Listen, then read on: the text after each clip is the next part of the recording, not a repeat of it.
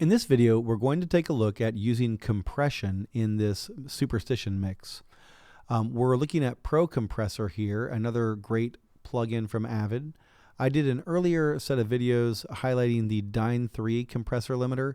This is a very similar compressor in that it comes stock with Pro Tools, has many of the same elements in the interface, but there are some slight differences. So let's hear what compression is doing to this mix overall. And so I'm just going to play it, and then at some point I'm going to disable all of these compressors at once by holding Command Option and then clicking on one of them. And what that does is that bypasses this entire row of plugins. A superstition ain't the way. So there it is with no compression. And when the compression comes back on, you know, it's quite noticeable. The sound is more present. It's more kind of in your face. It's punchier. It's tighter. All the usual adjectives that we use to describe a compressed sound. We are very used to hearing a compressed sound in modern music, so it shouldn't be a surprise that compression sounds good to us when used correctly. Let's zero in on these vocals here and look at this Pro Compressor. And let's just look at the parameter knobs first, right? We have a threshold, which tells us how loud a signal has to be before it's compressed. We have the ratio knob that determines the strength of compression. So like 5:1 is kind of a medium compression. 2:1 would be light compression. Anything like 10:1 and above is strong compression. Some might say limiting. And this thing goes all the way up to negative numbers, which is something we'll cover in a later video. But for now, I'm going to leave this at 5:1. We have a knee, which adjusts the slope of the compression, the sort of the gentleness of how gentle or severely the compressor kicks in. We have attack and release controls, which we'll discuss in a little more depth in just a few minutes. And then we have this depth control. This is something the Dyne 3 does not have. And right now it's turned off. If you move the knob, it turns on, and then it has a value, a decibel value. And what this is this is setting the maximum amount of gain reduction you can have. So it kind of works, I don't want to say against the ratio, but it works in tandem with the ratio to control how much signal you're going to lose in the compression. So if I set this to -20 and then the gain reduction goes lower than that, if it's trying to give me -25 decibels of gain reduction, the depth knob will not allow that. So that's what that does. I'm going to leave it off for now because we won't even approach that level. That's a crazy amount of gain reduction. This has a dry wet mix knob. This would be for use in a parallel compression sort of setup right on the track. I typically don't use that in my workflow, so I'm just going to leave it to 100% wet.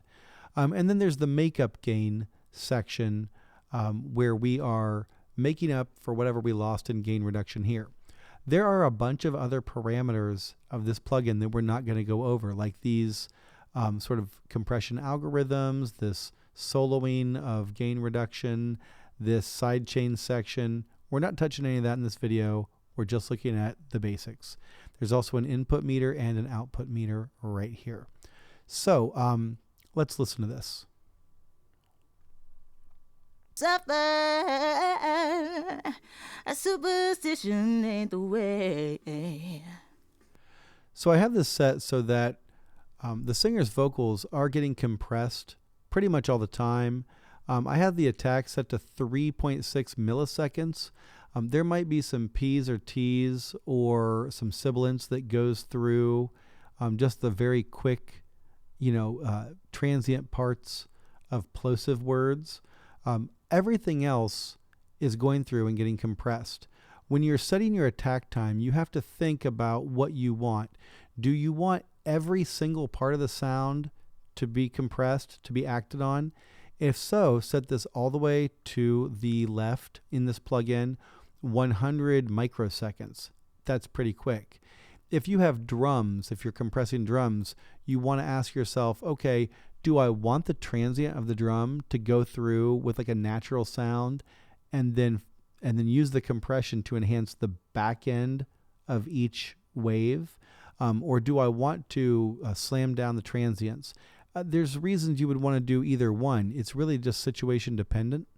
But I'm going to set this here. I mean, it's still kind of fast at 3 I think it was at 3.6 milliseconds. That's pretty fast, but it sounds pretty good on this vocal.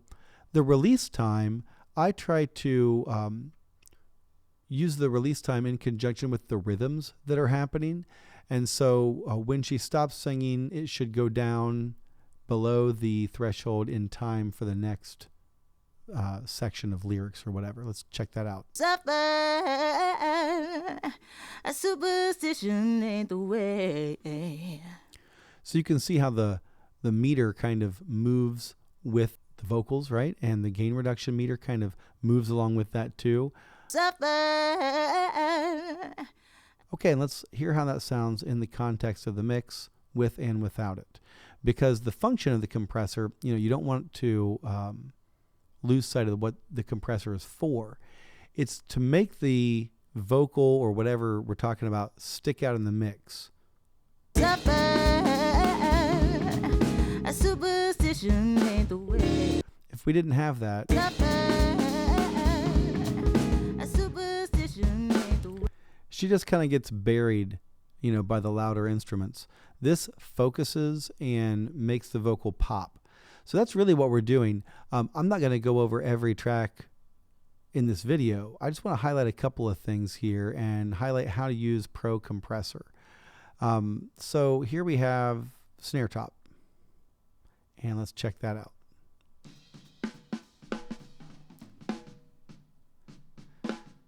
So here you can see I actually have a very slow attack and a long release, considering that it's a snare drum.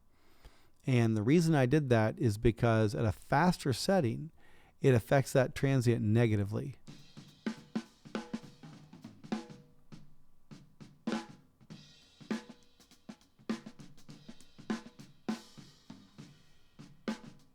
So to me, it kind of takes out some of the interesting part of the tone. And so when you're using a compressor, don't just think about the volume control. Think about the tone of the instrument. And I want to keep some of that body in there. So I'm focusing more on enhancing the back half of the snare hits.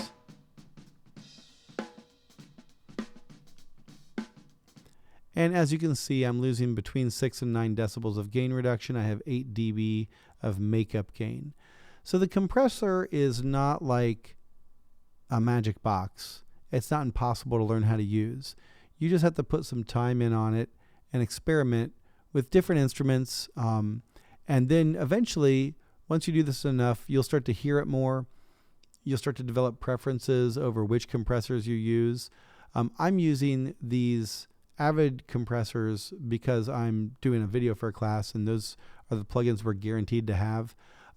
Me personally, I usually use a Waves plugin like the C1 compressor.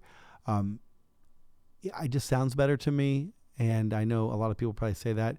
I can't really explain it other than that. It just sounds, it's more effective, but it is more money. So Pro Compressor and Dyne 3 compressor limiter will do like 90% of what the Waves C1 will do, and it comes stock with Pro Tools.